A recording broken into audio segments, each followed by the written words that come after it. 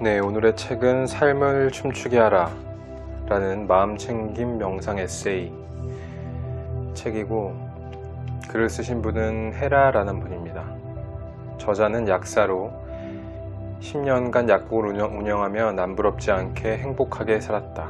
그러던 어느 날 갑자기 불치, 난치병이라는 어마어마한 절망의 순간이 닥쳤고, 침대 덮친 격으로 경제적 파산 위기까지 직면하게 되었다. 상상할 수 없는 현실을 맞은 저자는 깊은 상실감과 절망으로 수없이 포기하기를 반복하며 방황하였는데, 그러던 차에 자운성가라는 명상센터를 알게 되었다. 처음엔 납득할 수도 다가가기도 어려웠으나 서서히 마음의 문이 열리면서 수행에 입문하게 된다. 입문 후 수행은 곧 현실이 되어 불치 난치병을 극복하고 마음의 평화는 물론 내 삶의 주인이 되게 사는 방법을 터득, 삶은 행복과 기쁨으로 찬란하게 빛나게 되었다. 명상 수행을 통해 마음이 곧 삶을 창조함을 깨닫게 되었고, 인생도 기적적으로 바뀌는 체험을 한다. 이후 마음 공부가 얼마나 중요한지 실감한 저자는 이 깊은 진리를 삶에서 갈등하고 고통받는 많은 사람들에게 전하는 삶을 살기로 작정한다. 그리하여 현재 사단법인 자운성가 과학명상센터 이사장으로 있으면서 자운성가 명상수행법 교육지도, 자운성가 명상수행지도자 양성, 마음 잠재의식 깨달음에 관한 강의 동영상 제작 및 방송활동을 하고 있다. 특히 유튜브를 통해 수만 명의 많은 시청자들과 마음에 관한 강의를 공유, 명상 수행의 중요성을 알리고 있다. 여러 매체의 삶의 문제를 해결할 수 있고 삶을 원하는 대로 바꿀 수 있는 방법을 제시한 헤라님의 토크는 많은 사람들에게 행복을 찾아주는 인연이 되고 있다. 네, 오늘의 책은 발췌독으로 몇 가지 읽어드리도록 하겠습니다.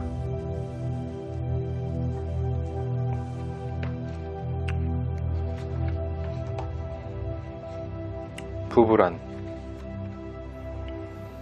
인간이 일으키는 공명 현상은 감정과 느낌, 기분 등을 통해 나타나게 된다. 예를 들면 이기적인 행동을 하는 사람을 보고 화가 나거나 기분이 나빠지는 등의 어떤 반응이 있으면 똑같은 이기적인 모습이 내 안에도 있는데 그 모습이 공명하면서 반응을 일으키는 것이다. 부부는 마음 파동이 비슷한 사람들이 만나기에 다른 어떤 사람보다도 나의 모습을 많이 보여준다. 그래서 어떤 다른 스승보다도 큰 스승으로서 나의 많은 나쁜 점을 고쳐줄 수 있는 것이다. 배우자는 나도 모르는 내 모습을 비춰주는 거울이라고 생각하면 된다. 대부분의 부부들이 이 사실을 모른 채 상대방이 문제라고 상대 탓만 하며 싸우다가 헤어지고 만다. 그냥 꾹 참고 사는 부부도 있다. 이 두 유형의 부부 모두 불행하다.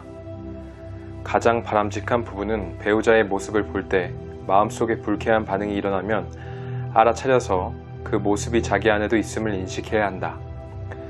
그렇게 인식하다 보면 자기도 모르는 자신 안에 자신이 안 좋은 모습이 고쳐지면서 인격이 더 고매한 인간으로 의식 수준이 향상되는 것이다. 그렇게 평생 동안 나를 가르치니 배우자는 나의 스승인 것이다. 누가 나를 위해 평생 동안 헌신하며 가르쳐줄 것인가? 진정으로 고마워해야 하는 것이 부부다. 이렇게 부부끼리 서로 스승 노릇 잘해서 배우고 고치면서 살다 보면 오난데없이 둥글둥글해지고 삶의 지혜가 생긴다. 삶의 깊은 맛이 우러나는 인생의 대가가 되어가는 것이다.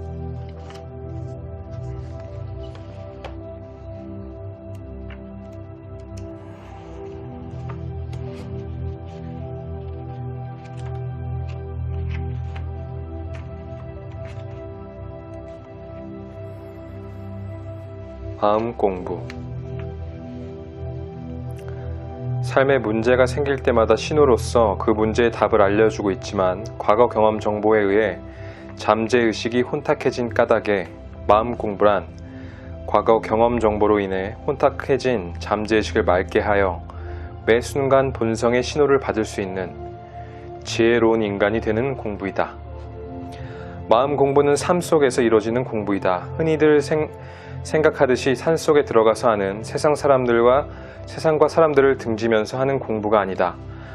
삶의 현장에서 치열하게 삶에 뛰어들어 해야 내가 어느 정도 마음 공부가 되었는지 자기 스스로 점검할 수 있다. 삶은 자기 마음이 진짜 같은 삶은 자기 마음이 만드는 진짜 같은 한 편의 드라마다.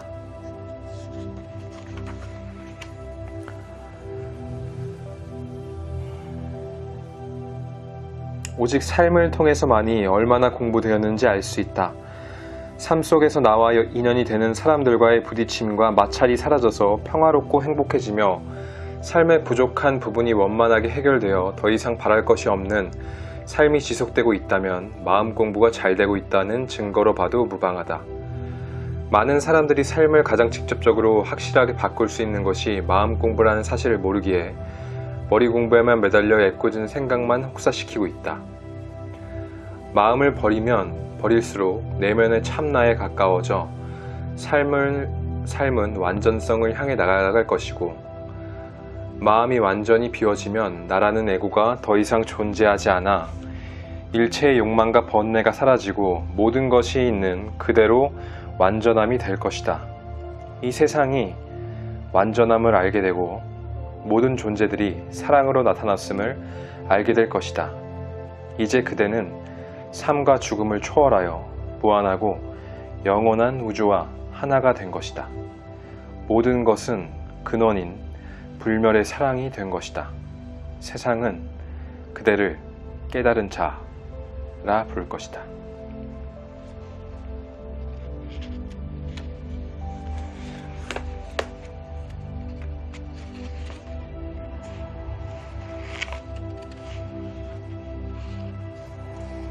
삶의 독소를 배출하라.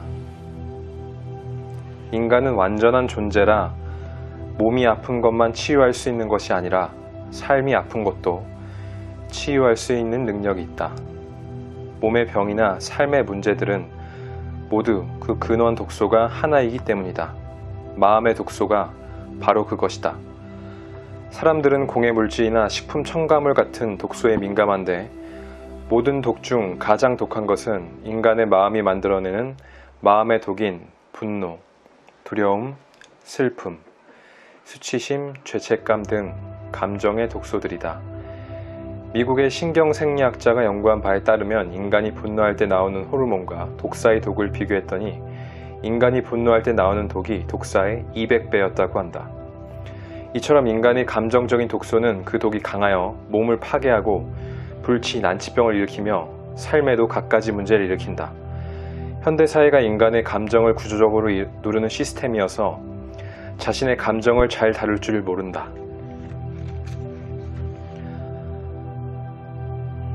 가장 확실히 배출시키는 방법은 인간의 감정이 독소임을 인식하여 방출하겠다는 마음을 먹고 그 감정을 느끼면서 운동하거나 소리 지르거나 울거나 하면 쉽게 빨리 발산된다.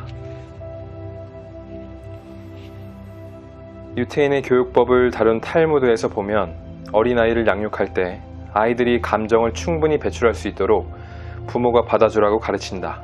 짜증을 부리면 충분히 받아주고 울면 실컷 울 수 있게 하라는 것이다. 그렇게 하지 않으면 아이가 정서적으로 불안하고 짜증이 심하고 사회성이 부족한 사람으로 성장한다고 말하고 있다. 감정의 충분한 배출을 통해 몸과 마음이 건강하게 자랄 수 있음을 말하는 것이다. 우리 사회는 어떤가? 아이가 울거나 짜증 부리면 부모가 화를 내면서 뚝 그치라고 윽박을 지르기 일쑤다. 어른들의 상황은 더 심각해서 아예 사회 분위기 자체가 자신의 감정을 솔직히 표현하면 미성숙하여 점잖지 못하거나 격이 떨어지는 사람쯤으로 치부하며 감정을 표현하지 못하게 한다. 소변, 대변이 몸의 배설물인 것처럼 감정은 마음의 배설물이므로 억제할 수 없는 것이다. 참다 보면 한꺼번에 터지면서 심각한 부작용을 일으키게 되는 것이다. 평상시에 자신이 느끼는 감정의 정체가 나를 파괴하는 독소인 줄 알아서 적절히 배출하고 살면 그보다 더 좋은 힐링은 없을 것이다.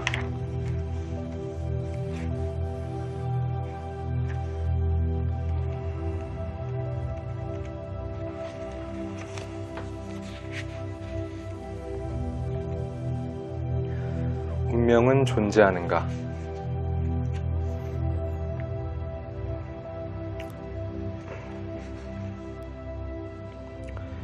대체 누가 내 운명을 만드는가? 그렇게 묻고 있는 그대 자신이 바로 운명의 창조자이며 자기 삶의 주인이다. 사는 동안 경험한 모든 일들은 무의식에 기록된다. 감정, 행동, 생각, 말 등 일체가 저장되는데 이것이 살아가는 동안 사물을 대하는 기준 잣대가 된다 하여 관념이라고 한다. 불교에서는 분별심으로 작용한다 하여 업식이라고 하며 기독교에서는 부모로부터 유전 인자로 물려받는다 하여 원죄라고 표현했다. 보통 사람들은 이것을 마음이라고 한다. 이 관념, 업식, 원죄라고 붙여진 경험 정보들이 그대의 운명을 창조하고 있다. 실제로 모든 사람들의 인생이 이렇게 과거 경험 정보인 마음에 의해 반복되고 있다. 다만 사람들이 잠재의식으로 들어가는 마음의 눈을 열어 자기 삶을 사유하지 않으니 모를 뿐이다. 이처럼 현실은 과거의 재생이고 마음으로 들어가 과거를 지울 수 있다면 현실도 바꿀 수 있을 것이다. 굳이 현실에서 과거업의 대가를 치르지 않아도 마음은 시공을 초월하기에 잠재의식으로 들어갈 수 있다면 과거의 경험 정보를 버릴 수 있을 것이다. 잠재의식으로 들어가 마음을 버리는 것이 바로 마음 공부이니 마음 공부가 자기 운명의 주인이 되어 살 수 있는 유일한 길인 것이다.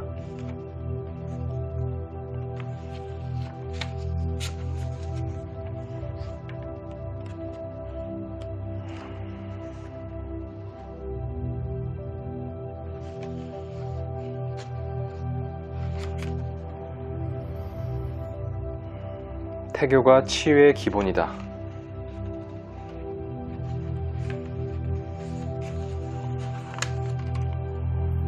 모든 사람들의 삶 속 크고 작은 트라우마는 전부 태아때로부터 출발한다. 마음의 상처인 트라우마는 삶 속의 작은 상처를 남기기 마련이고 그것 때문에 괴롭게 살아가면서도 자신의 문제가 무엇인지 알아내지 못한다. 태아때는 표면의식이 생성되기 이전에 기억으로 남지 않기 때문이다. 이런 경우 태아때의 경험 정보는 잠재의식을 열고 깊이 들어가야 하므로 성장해서 뇌의식으로 기억된 경험 정보보다 치유하는 데 시간이 더 걸리고 힘이 든다. 현대의 모든 불치, 난치병의 경우에도 그 뿌리는 태아때로 보아야 한다. 삶 속에 반복되는 큰 고통의 뿌리도 태아때로 보아야 한다. 따라서 삶의 큰 상처를 예방하는 것이 태교인 것이다.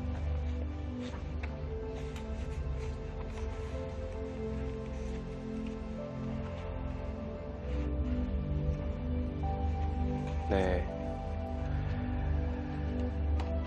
엄마 뱃속에 있을 때부터의 기억을 어린아이는 이 무의식이 닫히기 전에 보통 7세에서 13세 정도 사이에 무의식이 닫힌다고 하는데 그때까지의 아이들에게 물어보면 이 태아 때의 기억을 한다고 하죠.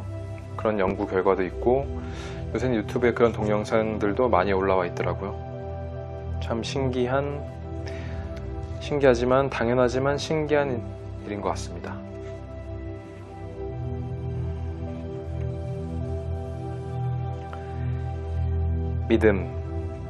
믿음은 머리의 표면의식의 차원의 문제가 아닌 마음의 잠재의식 차원의 문제이다. 마음의 문제를 자꾸만 머리 차원에서 해결하려고 하니 잘 안되는 것이다. 믿음은 노력으로 얻어지는 것이 아니라 저절로 되어져야 하는 것이다. 노력은 머리로 하지만 저절로 되어짐은 마음이 하는 것이기에 마음 공부를 통해서만이 얻어지는 능력이 믿음인 것이다. 슬금슬금 올라오는 의심하는 마음을 없애지 않으면 아무리 머리로 믿으려 한들 생각대로 되지 않는다. 인간 내면 잠재의식 가장 깊은 곳에는 본연의 자기인 본성이 존재한다. 본성이 바로 완전한 믿음이다. 믿는다는 말에는 의심도 포함되어 있다. 의심하지만 믿음이 더 강하다는 뜻이다. 보통 나는 여자다 라고 말하지 나는 여자임을 믿는다 라고 말하지는 않을 것이다. 이처럼 조금도 의심 없는 완전한 확신은 알므로 표현이 된다. 본성은 완전한 믿음인 알미다. 인간은 누구나 내면의 본성을 지니고 있는데 사람마다 믿음이 다른 이유는 그 완전한 믿음인 본성을 가리고 있는 의심이라는 존재의 크기가 사람마다 다르기 때문이다. 즉, 잠재의식 가장 깊은 곳에 있는 완전한 믿음인 본성을 의심이라는 에고가 가리고 있는데 그 의심하는 놈인 에고가 얼마나 큰가에 따라 믿음의 강도가 결정된다. 따라서 어떤 일을 할 때 믿으려고 머리로 노력하는 것은 헛되고 부질없는 것이다. 머리 차원이 아닌 잠재의식의 차원에서 의심하는 마음을 버릴 때 저절로 믿어지고 믿음이 강해지는 것이다. 마음을 버리는 것이 완전한 믿음으로 가는 유일한 길이고 밖을 보는 것이 아니라 안을 보는 길인 것이다. 과거 인간은 자신의 소망을 성취하기 위해 외부에서 노력을 경주해왔다. 그 결과 큰 고통을 감수하며 노력했지만 결과는 미미하고 삶은 끝없는 고행길이 되어버렸다. 이제 사람들은 외부가 아닌 내부, 즉 마음으로 눈을 돌려야 할 때다. 마음을 버려 믿음의 힘으로 현실을 창조한다면 힘들이지 않고 쉽게 저절로 될 것이다. 사람들은 마음을 비우는 수행이라든가 마음 공부는 스님이나 신부, 수녀, 종교인 등 특정인이나 하는 특별한 것으로 생각한다. 하지만 삶 속의 모든 창조와 성취는 오직 믿음의 힘으로 이루어지므로 이 삶을 살아가는 모든 이들은 자기 마음에 대해 공부해야 한다. 마음 공부를 통해 의심하는 마음을 버리면 버릴수록 삶에서의 모든 성취가 저절로 이루어질 것이다.